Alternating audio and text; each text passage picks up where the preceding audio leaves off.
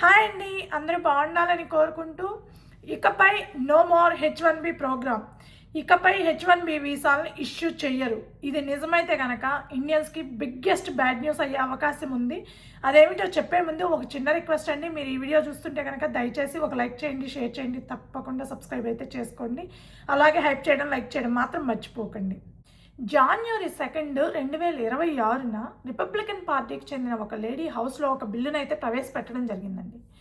ఆ బిల్లు ప్రకారము H1B ప్రోగ్రామ్ని కంప్లీట్గా క్యాన్సిల్ చేయాలి, H1B వీసాలని అసలు ఇష్యూ చేయకూడదు, H1B ప్రోగ్రామ్ని కంప్లీట్గా తీసేయాలి అని చెప్పి ఆ బిల్లును అయితే ప్రవేశపెట్టడం జరిగింది. సో H1B ప్రోగ్రామ్ ఎందుకు తీసేయాలి అనుకుంటున్నారంటే, ఫస్ట్ థింగ్ అమెరికన్స్ ఫస్ట్ కాబట్టి అమెరికన్స్కి ఈ H1B ప్రోగ్రామ్ వల్ల నష్టం జరుగుతుంది, వాళ్ళకి ఉద్యోగాలు పోతున్నాయి.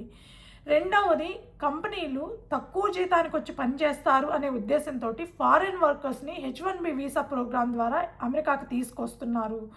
దానివల్ల అమెరికన్స్కి జాబులు లేకుండా పోతున్నాయి. మూడవది, చాలా కంపెనీలు H1B వీసా ప్రోగ్రామ్ని మిస్యూజ్ చేస్తున్నారు, దాన్ని తప్పుదోవలో వాడుకుంటున్నారు.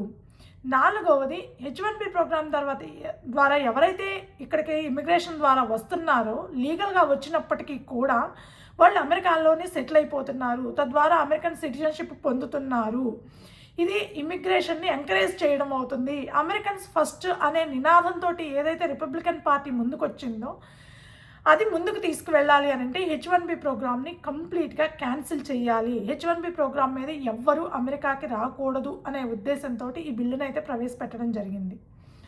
సో ప్రస్తుతం ఆ బిల్లు ఏ దశలో ఉంది అంటే, హౌస్లో ప్రవేశపెట్టిన ఈ బిల్లుని కొన్ని కమిటీలకు రిఫర్ చేయడం జరిగింది. అందులో జ్యుడిషియరీ డిపార్ట్మెంట్ ఒకటి, అలాగే వేస్ అండ్ మీన్స్ ఒకటి, కామర్స్ అండ్ ఎనర్జీ, ఈ 3 డిపార్ట్మెంట్లకి పంపించడం జరిగింది. సో ఈ 3 డిపార్ట్మెంట్లు ఆ బిల్లుని రివ్యూ చేసిన తరువాత మళ్ళీ హౌస్లో ఆ బిల్లు మీద డిస్కషన్ చేయడం జరుగుతుంది. సో ఈ 3 డిపార్ట్మెంట్లకి వాళ్ళ ఒపీనియన్స్, వాళ్ళ వ్యూస్, ప్రోస్ అండ్ కాన్స్ అన్నీ ఎక్స్ప్లెయిన్ చేసినప్పుడు హౌస్లో డిస్కషన్ జరిగిన తర్వాత దాని మీద ఆ బిల్లు ఓటింగ్ పెట్టడం జరుగుతుంది. పాస్ అయితే కనుక ఇండియన్స్కి చాలా బిగ్గెస్ట్ బ్యాడ్ న్యూస్ అయ్యే అవకాశమే ఎక్కువగా కనిపిస్తుందండి. ఎందుకు అని అంటే, ప్రతి సంవత్సరం అమెరికాకి H1B వీసా మీద హయ్యెస్ట్ పర్సంటేజ్ వచ్చేది ఇండియన్స్. H1B ప్రోగ్రామ్ ద్వారా ప్రతి సంవత్సరం 85,000 వీసాలను అమెరికా రిలీజ్ చేస్తుంటే అందులో దాదాపుగా 70% మన ఇండియన్సే ఉంటున్నారు. అంటే F1 నుంచి H1B కన్వర్ట్ అయ్యే వాళ్ళైనా లేదా ఇండియా నుంచి H1B మీద వచ్చేవాళ్ళైనా ఎక్కువ శాతం 70% వరకు మన ఇండియన్స్ ఉన్నారట 2024 USCIS లెక్కల ప్రకారం. సో ఆ తర్వాత చాలా తక్కువ పర్సంటేజ్లో 15 to 20% చైనీస్ ఉన్నారు. ఆ తర్వాత రిమైనింగ్ అన్ని కంట్రీస్ కలిపి రిమైనింగ్ పర్సంటేజ్ ఉన్నారు, చాలా అంటే చాలా తక్కువ పర్సంటేజ్. సో హయ్యెస్ట్ పర్సంటేజ్ H1Bని యూజ్ చేసుకుంటుంది, H1B మీద అమెరికాకి వస్తుంది మన ఇండియన్సే. సో ఒకవేళ H1B ప్రోగ్రామ్ని తీసేస్తే కనుక ఎక్కువగా నష్టపోయేది కూడా మన ఇండియన్సే.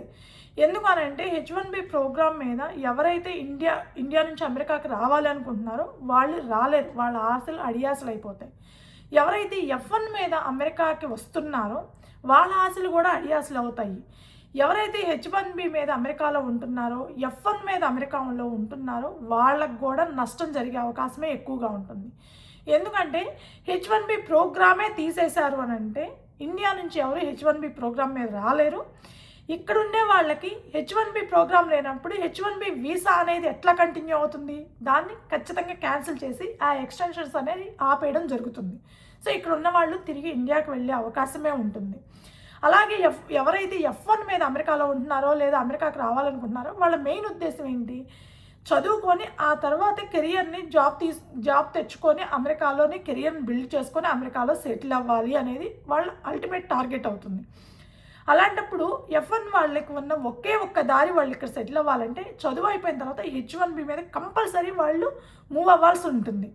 సో H1B ప్రోగ్రామ్ లేనప్పుడు వాళ్ళు ఏ విధంగా మూవ్ అవుతారు? మూవ్ అవ్వలేరు, వాళ్ళకి అసలు ఛాన్సే ఉండదు. కాబట్టి ఎవరు F1 మీద అమెరికాకి రాలేరు. అమెరికాలో ఉండే F1 స్టూడెంట్స్ కూడా తిరిగి ఇండియాకి వెళ్ళిపోవాల్సి రావచ్చు.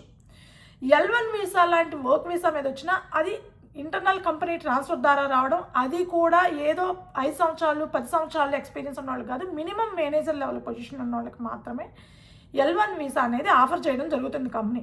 ఎవరు పడితే వాళ్ళు 2 సంవత్సరాల ఎక్స్పీరియన్స్ ఉన్నవాళ్ళు, 4 సంవత్సరాల ఎక్స్పీరియన్స్ ఉన్నవాళ్ళు, 10 సంవత్సరాల ఎక్స్పీరియన్స్ ఉన్నవాళ్ళు రాలేరు ఆ వీసాల మీద. అది కూడా వెరీ లిమిటెడ్గానే ఇస్తారు L1 వీసాలని. సో ఇలా చూసుకుంటే కనుక ఈ బిల్లు పాస్ అయితే ఇండియన్స్ ఎవ్వరు అమెరికా మొహం అనేది చూడలేరు, అమెరికాలో ఉండలేరు. గ్రీన్ కార్డు వచ్చిన వాళ్ళు, సిటిజన్స్ ఆల్రెడీ అయిన వాళ్ళు తప్ప ఎవరైతే ప్రజెంట్ H1B మీద ఉంటున్నారో, F1 మీద ఉంటున్నారో వాళ్ళందరూ తిరిగి ఇండియా దారి పట్టాల్సి రావచ్చు. ఈ బిల్లు పాస్ అయ్యే అవకాశం ఉందా లేదా అని అంటే, ఈ బిల్లు పాస్ అవ్వదని చాలామంది చెప్తున్నా కూడా నా ఉద్దేశం ప్రకారం ఇప్పుడుంది ఈ బిల్లు ప్రవేశపెట్టింది రిపబ్లికన్ పార్టీకి చెందిన లేడీ. ప్రస్తుతం అధికారంలో ఉంది రిపబ్లికన్ పార్టీ వాళ్ళు. సో బేసిక్గా రిపబ్లికన్ పార్టీ యొక్క అజెండా ఏంటి? Americans first. ఏ విషయంలోనైనా సరే అమెరికన్స్ ఫస్ట్ అయితే యాంటీ ఇమ్మిగ్రేషన్ని వాళ్ళు ఖచ్చితంగా సపోర్ట్ చేస్తారు. అంటే ఇమ్మిగ్రేషన్ని వాళ్ళు ఏమాత్రం ఎంకరేజ్ చేయరు రిపబ్లికన్ పార్టీ వాళ్ళు. అలాంటి సిచ్యువేషన్లో మనం ఈ మధ్య కాలంలో 2025లో చూస్తే కనుక చాలా అంటే చాలా కొత్త రూల్స్, కొత్త రెగ్యులేషన్స్ పెట్టడం, చాలా చేంజెస్ తీసుకురావడం చేశారు ఇమ్మిగ్రేషన్కి సంబంధించి. సో ఏదైనా జరగవచ్చు, ఖచ్చితంగా ఇదే జరుగుతుంది, ఇలాగే ఉంటుంది అనేది మనం చెప్పలేము. ఏదైనా జరగవచ్చు. రిపబ్లికన్స్ అధికారంలో ఉన్నారు కాబట్టి అది బిల్లు పాస్ అయ్యే అవకాశం ఉంది, పాస్ అవ్వకుండా ఉండే అవకాశం ఉంది. కానీ మనకి గుడ్ న్యూస్ ఏంటి అంటే ఈ విషయంలో కూడా ఎవరైతే బిల్లు ప్రవేశపెట్టారో, రిపబ్లికన్ పార్టీకి చెందిన లేడీ ఎవరైతే బిల్లు ప్రవేశపెట్టారో January 2న, ఆమె January 5న హౌస్కి రాజీనామా చేయడం జరిగింది. సో ఆ బిల్లుని ఫార్వర్డ్ తీసుకెళ్తారా లేదా, ఆమె ఆల్రెడీ రాజీనామా చేసింది కదా, హౌస్కి దూరంగా ఉంటుంది కదా, తీసుకెళ్తారా లేదా అనేది చూడాలి ఫస్ట్ థింగ్. రెండవది, స్కిల్డ్ వర్కర్స్ అనేవాళ్ళు అమెరికాకి చాలా అంటే చాలా అవసరం అండి. మరీ ముఖ్యంగా H1B మీద ఎవరైతే వస్తున్నారో ఐటీకి సంబంధించిన వాళ్ళు, ఇంజనీరింగ్కి సంబంధించిన వాళ్ళు, ఆటోమొబైల్ వాళ్ళు, వీళ్ళు అమెరికాకి చాలా అవసరం. ఫారెన్ వర్కర్స్ చాలా అంటే చాలా అవసరం. సో కంపెనీస్ ఇలాంటి ఫారెన్ వర్కర్స్ని తక్కువ జీతానికి వచ్చి ఎక్కువగా కష్టపడే వాళ్ళని వదులుకోవడానికి ఇష్టపడుతుందా? కంపెనీలన్నీ కొంతవరకు ఇమ్మిగ్రేషన్ని సపోర్ట్ చేసావు, లీగల్ ఇమ్మిగ్రేషన్ని సపోర్ట్ చేయడానికే అవకాశం కనిపిస్తుంది మనకి. ఎందుకంటే ఏ కంపెనీకైనా కావాల్సిందంటే profits end of the day.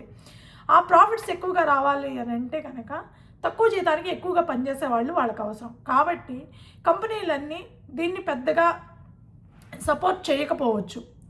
ఆ విధంగా చూసుకుంటే కనుక అమెరికాకి స్కిల్డ్ వర్కర్స్ అనేవాళ్ళు చాలా అంటే చాలా అవసరం. కాబట్టి ఈ బిల్లు పాస్ కాకుండా హోల్డ్లో పెట్టే అవకాశం కూడా ఉంది. కానీ ఉన్న రిపబ్లికన్స్ పార్టీ వాళ్ళు ఏమైనా చేయొచ్చండి.